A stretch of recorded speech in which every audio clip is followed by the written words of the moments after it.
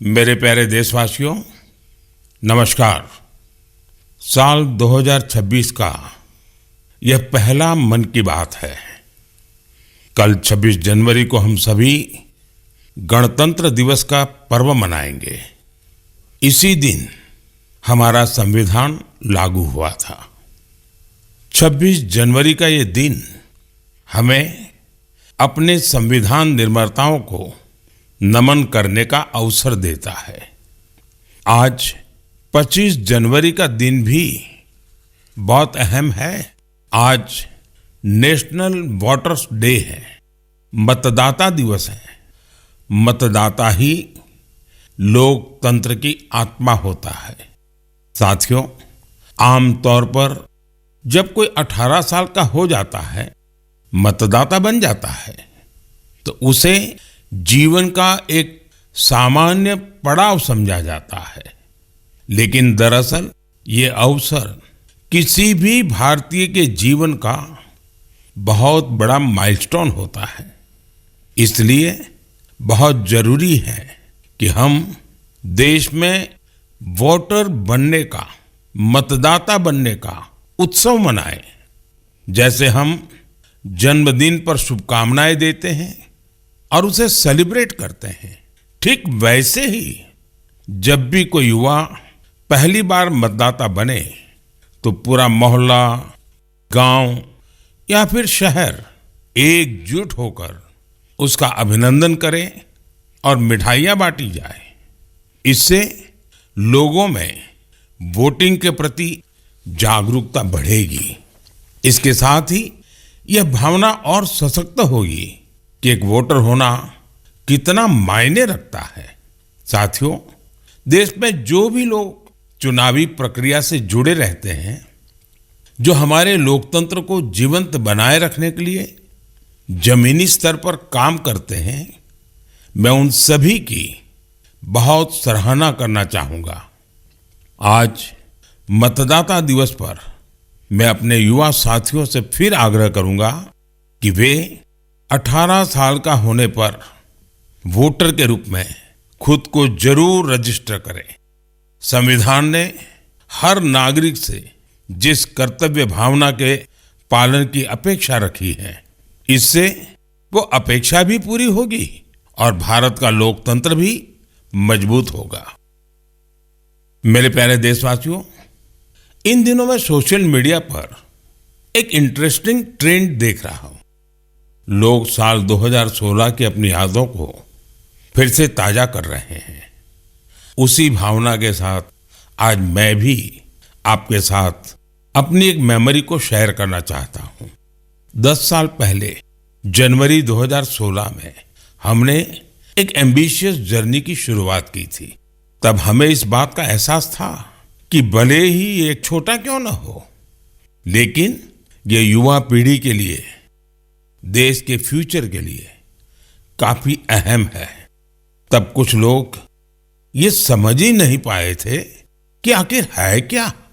साथियों, मैं जिस जर्नी की बात कर रहा हूं वह है स्टार्टअप इंडिया की जर्नी। इस अद्भुत जर्नी के हीरो हमारे युवा साथी हैं।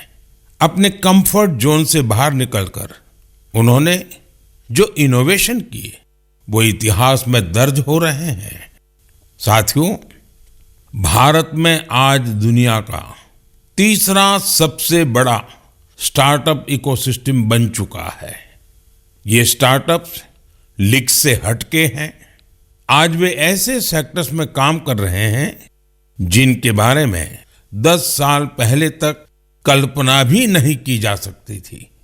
AI, space, nuclear energy, semiconductors, mobility, green hydrogen, biotechnology, आप नाम लीजिए और कोई ना कोई भारतीय स्टार्टअप उस सेक्टर में काम करते हुए दिख जाएगा। मैं अपने उन सभी युवा साथियों को सैल्यूट करता हूं जो किसी न किसी स्टार्टअप से जुड़े हैं या फिर अपना स्टार्टअप शुरू करना चाहते हैं। साथियों, आज मन की बात के माध्यम से मैं देशवासियों विशेषकर इंडस्ट्री और स्टार्टअप से जुड़े युवाओं से एक आग्रह जरूर करना चाहता हूं। भारत की इकोनॉमी तेजी से आगे बढ़ रही है। भारत पर दुनिया की नजरें हैं। ऐसे समय में हम सब पर एक बहुत बड़ी जिम्मेदारी भी है। वो जिम्मेदारी है क्वालिटी पर जोर देने की। होती है, चलती है, चल जाएगा, ये युग चला गया। आइए इस वर्ष हम पूरी ताकत से क्वालिटी को प्राथमिकता दें। हम सबका एक ही मंत्र हो, क्वालिटी, क्वालिटी और सिर्फ क्वालिटी। कल से आज बेहतर क्वालिटी। हम जो भी मैन्युफैक्चर कर रहे हैं उसकी क्वालिटी को बेहतर बनाने का संकल्प लें।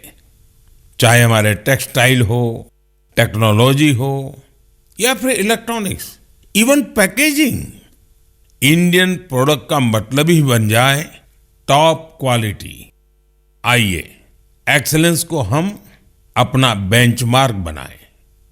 हम संकल्प लें, क्वालिटी में न कोई कमी होगी, न क्वालिटी से कोई समझौता होगा। और मैंने तो लाल किले से कहा था, जीरो डिफेक्ट, जीरो इफेक्ट। ऐसा करके ही हम विकसित भारत की यात्रा को तेजी से आगे ले जा पाएंगे। मेरे प्यारे देशवासियों, हमारे देश के लोग बहुत इनोवेटिव है। समस्याओं का समाधान ढूंढना हमारे देशवासियों के स्वभाव में है। कुछ लोग ये काम स्टार्टअप्स के जरिए करते हैं, तो कुछ लोग समाज की सामूहिक शक्ति से रास्ता निकालने का प्रयास करते हैं। ऐसा ही एक प्रयास उत्तर प्रदेश के आजमगढ़ में सामने आया है। यहां से होकर गुजरने वाली तमसा नदी को लोगों ने नया जीवन दिया है। तमसा केवल एक नदी नहीं, बल्कि हमारी सांस्कृतिक और आध्यात्मिक विरासत की सजीव धारा है। अयोध्या से निकलकर गंगा में समाहित होने वाली यह नदी कभी इस क्षेत्र के लोगों के जनजीवन की धुरी हुआ करती थी, लेकिन प्रदूषण की वजह से इसकी अविरल धारा में रुकावट आने लगी थी। गाद, कूड़ा कचरा और गंदगी ने इस नदी के प्रवाह को रोक दिया था। इसके बाद यहाँ के लोगों ने इसे एक नया जीवन देने का अभियान शुरू किया। नदी की सफाई की गई और उसके किनारों पर छायादार, फलदार पेड़ लगाए गए। स्थानीय लोग कर्तव्य भावना से इस काम में जुटे और सबके प्रयास से नदी का पुनरुद्धार हो गया। साथियों, जन भागीदारी का ऐसा ही प्रयास आंध्र प्रदेश के अनंतपुर में भी देखने को मिला है। यह वह क्षेत्र है जो सूखे की गंभीर समस्या से जूझता रहा है। यहाँ की मिट्टी लाल और बलुई है। यही वजह है कि लोगों को पानी की कमी का सामना करना पड़ता है। यहाँ के कई क्षेत्रों में लंबे समय तक बारिश नहीं होती है। कई बार तो लोग अनंतपुर की तुलना रेगिस्तान में सूखे की स्थिति से भी कर देते हैं। साथियों, इस समस्या के समाधान के लिए स्थानीय लोगों ने जलाशयों को साफ करने का संकल्प लिया। फिर प्रशासन के सहयोग से यहाँ अनंत नीरू संरक्षणम प्रोजेक्ट, इसकी शुरुआत हुई। इस प्रयास के तहत 10 से अधिक जलाशयों को जीवनदान मिला है। उन जलाशयों में अब पानी भरने लगा है। इसके साथ ही 7,000 से अधिक पेड़ भी लगाए गए हैं। यानी अनंतपुर में जल संरक्षण के साथ साथ ग्रीन कवर भी बढ़ा है। यहाँ बच्चे अब तैराकी का आनंद भी ले सकते हैं। एक प्रकार से कहें तो यहाँ का पूरा इकोसिस्टम फिर से निखर उठा है। साथियों, आजमगढ़ हो, अनंतपुर हो या फिर देश की कोई और जगह, ये देखकर खुशी होती है कि लोग एकजुट होकर कर्तव्य भाव से बड़े संकल्प सिद्ध कर रहे हैं। जन भागीदारी और सामूहिकता की यही भावना हमारे देश की सबसे बड़ी ताकत है। मेरे प्यारे देशवासियों, हमारे देश में भजन और कीर्तन सदियों से हमारी संस्कृति की आत्मा रहे हैं। हमने मंदिरों में भजन सुने हैं, कथा सुनते वक्त सुने हैं और हर दौर ने भक्ति को अपने समय के हिसाब से जिया है। आज की पीढ़ी भी कुछ नए कमाल कर रही है।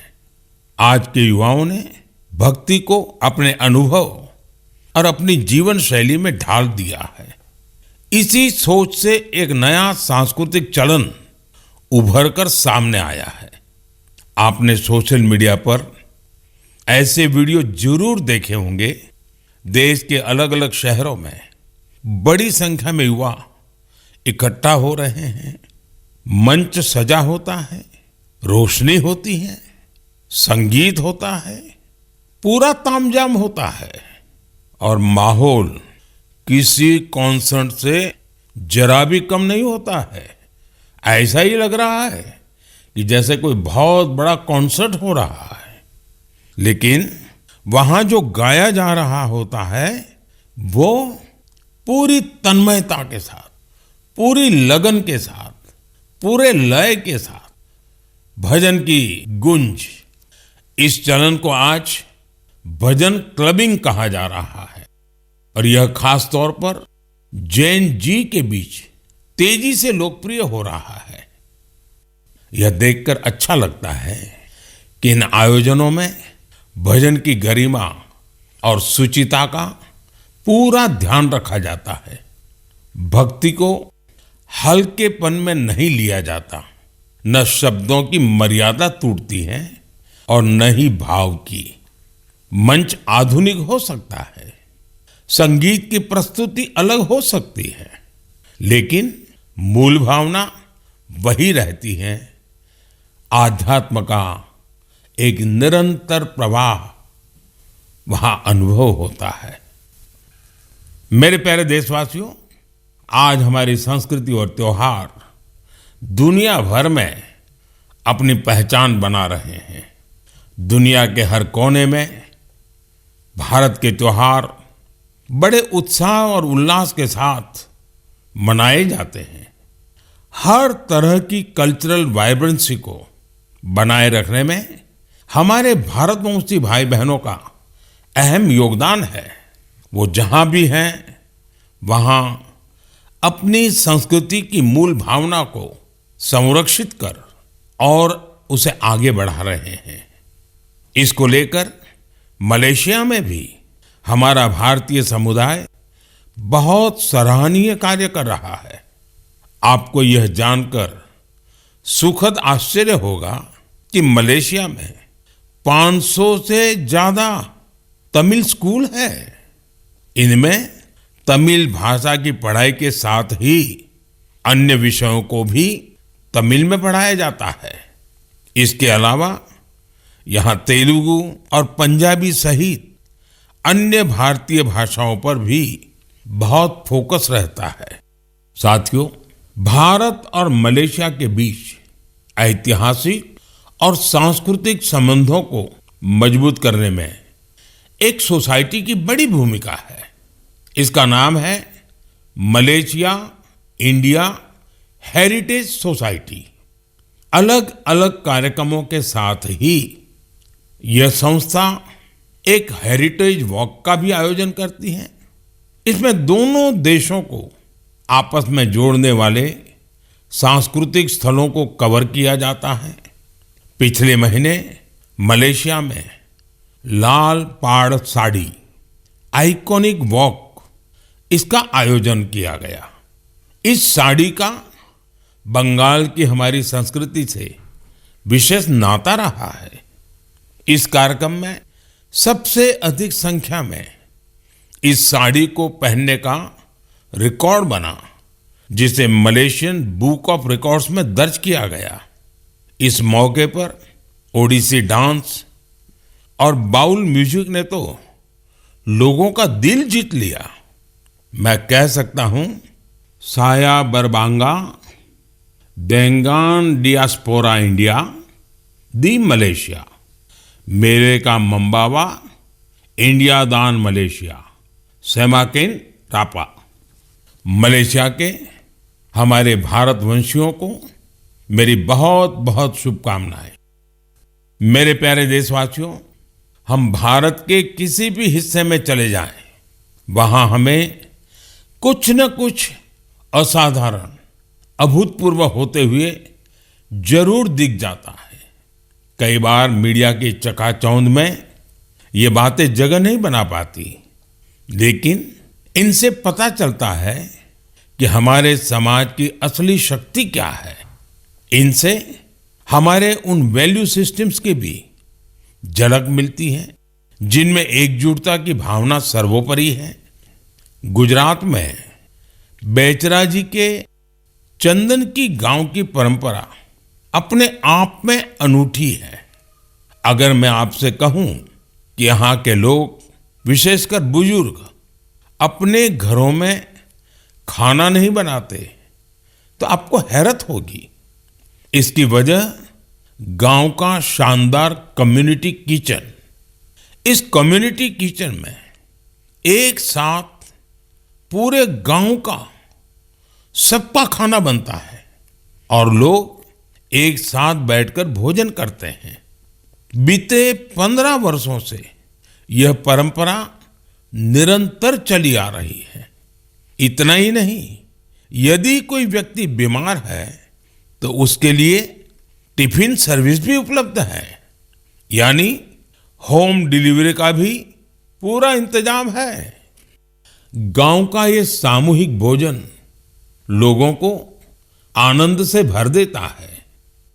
ये पहल न केवल लोगों को आपस में जोड़ती है, बल्कि इससे पारिवारिक भावना को भी बढ़ावा मिलता है। साथियों, भारत की परिवार व्यवस्था, फैमिली सिस्टम हमारी परंपरा का अभिन्न हिस्सा है। दुनिया के कई देशों में इसे बहुत कौतूहल के साथ देखा जाता है। कई देशों में ऐसे फैमिली सिस्टम को लेकर बहुत सम्मान का भाव है। कुछ ही दिन पहले ही मेरे ब्रदर यूएई के राष्ट्रपति महामहिम शेख मोहम्मद बिन जायद अल नाहयान भारत आए थे। उन्होंने मुझे बताया कि यूएई साल 2026 को ईयर ऑफ फैमिली के रूप में मना रहा है। मकसद ये कि वहाँ के लोगों के बीच सौहार्द और सामुदायिक भावना और मजबूत हो। वाकई यह बहुत ही सराहनीय पहल है। साथियों, जब परिवार और समाज की ताकत मिलती है तो हम बड़ी से बड़ी चुनौतियों को परास्त कर सकते हैं। मुझे अनंतनाग के शेखगुंड गांव के बारे में जानकारी मिली है। यहाँ ड्रग्स, तंबाकू, सिगरेट और शराब से जुड़ी चुनौतियां काफी बढ़ गई थी। इन सब को देखकर यहाँ के मीर जाफर जी इतना परेशान हुए कि उन्होंने इस समस्या को दूर करने की ठान ली। उन्होंने गांव के युवाओं से लेकर बुजुर्गों तक सभी को एकजुट किया। उनकी इस पहल का असर कुछ ऐसा रहा कि वहां की दुकानों ने तंबाकू उत्पादों को बेचना ही बंद कर दिया। इस प्रयास से ड्रग्स के खतरों को लेकर भी लोगों में जागरूकता बढ़ी है। साथियों, हमारे देश में ऐसी अनेक संस्थाएं भी हैं जो वर्षों से निस्वार्थ भाव से समाज सेवा में जुटी हैं। जैसे एक संस्था है पश्चिम बंगाल के पूर्व मेदिनीपुर के फरीदपुर में। इसका नाम है विवेकानंद लोक शिक्षा निकेतन। ये संस्था पिछले 4 दशक से बच्चों और बुजुर्गों की देखभाल में जुटी है। गुरुकुल पद्धति की शिक्षा और टीचर्स की ट्रेनिंग के साथ ही ये संस्था समाज कल्याण के कई नेक कार्यों में जुटी है। मेरी कामना है कि निस्वार्थ सेवा का यह भाव देशवासियों के बीच निरंतर और अधिक सशक्त होता रहे। मेरे प्यारे देशवासियों, मन की बात में हम निरंतर स्वच्छता के विषय को उठाते रहे हैं।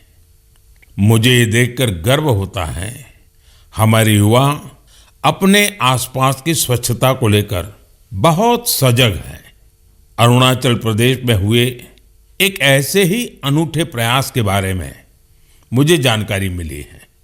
अरुणाचल वो धरती है जहां देश में सबसे पहले सूर्य की किरणें पहुंचती हैं।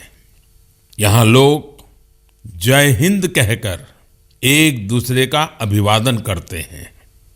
यहाँ ईटानगर में युवाओं का समूह उन हिस्सों की सफाई के लिए एकजुट हुआ जिन पर ज्यादा ध्यान देने की जरूरत थी।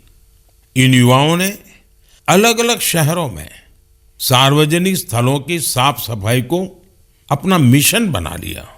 इसके बाद ईटानगर, नाहरलागुन, दोईमुख, सेप्पा, पालिन और पासीघाट, वहां भी ये अभियान चलाया गया। ये युवा अब तक करीब 11 लाख किलो से अधिक कचरे की सफाई कर चुके हैं। सोचिए दोस्तों, नौजवानों ने मिलकर के 11 लाख किलो कूड़ा कचरा हटाया। साथियों, एक और उदाहरण असम का है।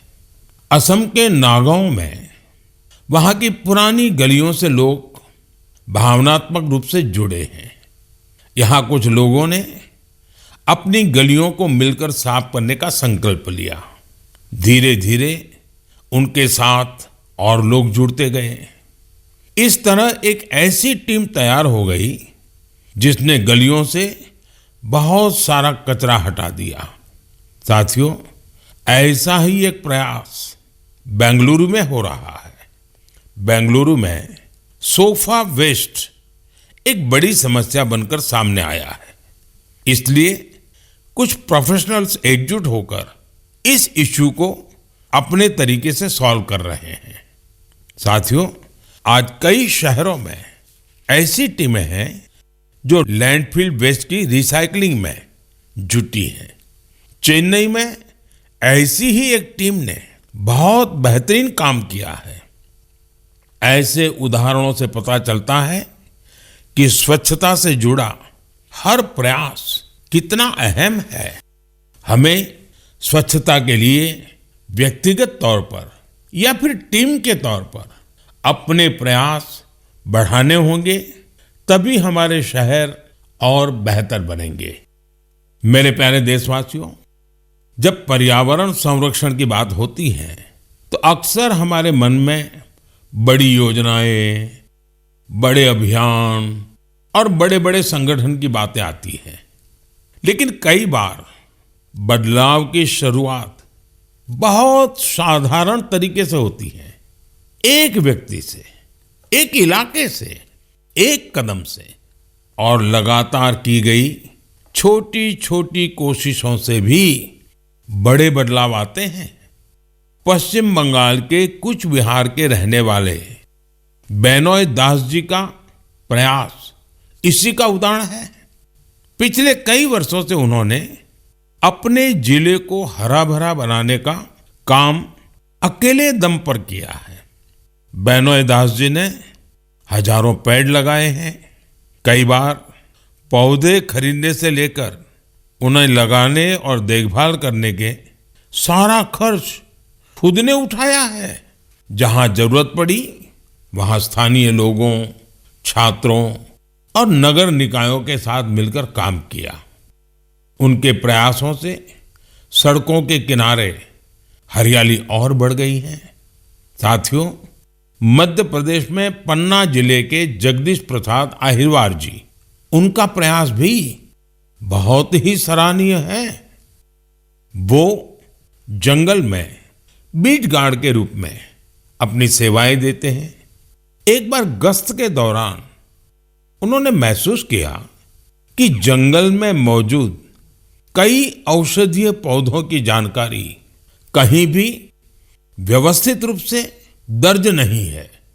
जगदीश जी ये जानकारी अगली पीढ़ी तक पहुंचाना चाहते थे, इसलिए उन्होंने औषधीय पौधों की पहचान करना और उनका रिकॉर्ड बनाना शुरू किया।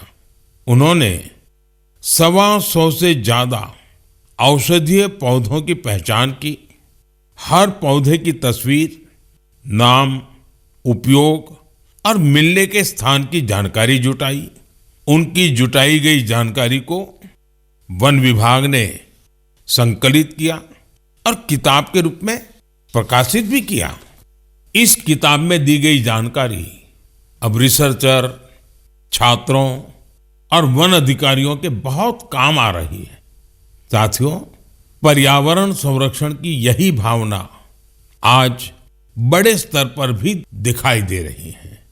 इसी सोच के साथ देश भर में एक पेड़ मां के नाम अभियान चलाया जा रहा है। इस अभियान से आज करोड़ों लोग जुड़ चुके हैं।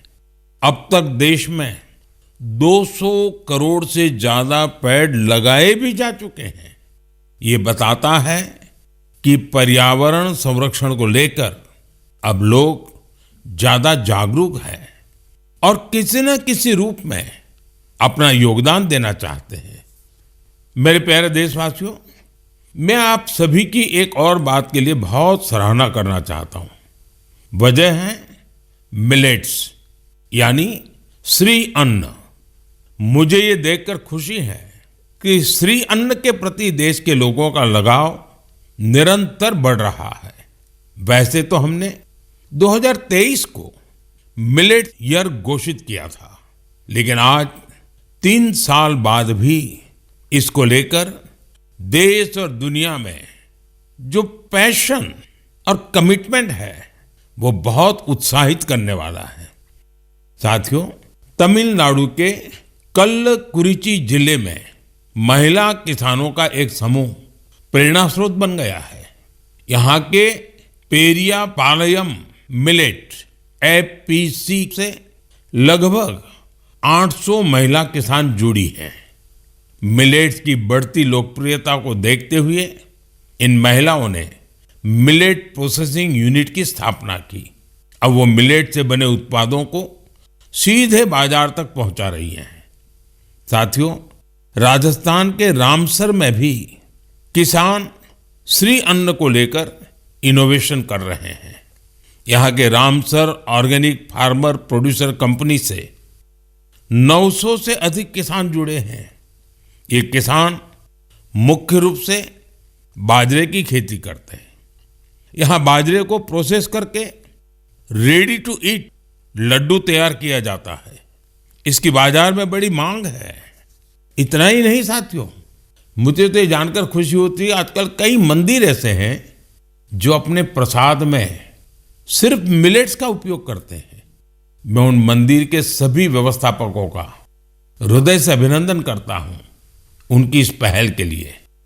साथियों, मिलेट्स श्री अन्न से अन्नदाताओं की कमाई बढ़ने के साथ ही लोगों की हेल्थ में भी सुधार की गारंटी बनता जा रहा है। मिलेट्स पोषण से भरपूर होते हैं, सुपर फूड होते हैं। हमारे देश में सर्दियों का मौसम तो खान पान के लिए बहुत ही अच्छा माना जाता है। ऐसे में इन दिनों हमें श्री अन्न का सेवन जरूर करना चाहिए। मेरे प्यारे देशवासियों, मन की बात में हमें एक बार फिर कई अलग अलग विषयों पर चर्चा करने का अवसर मिला।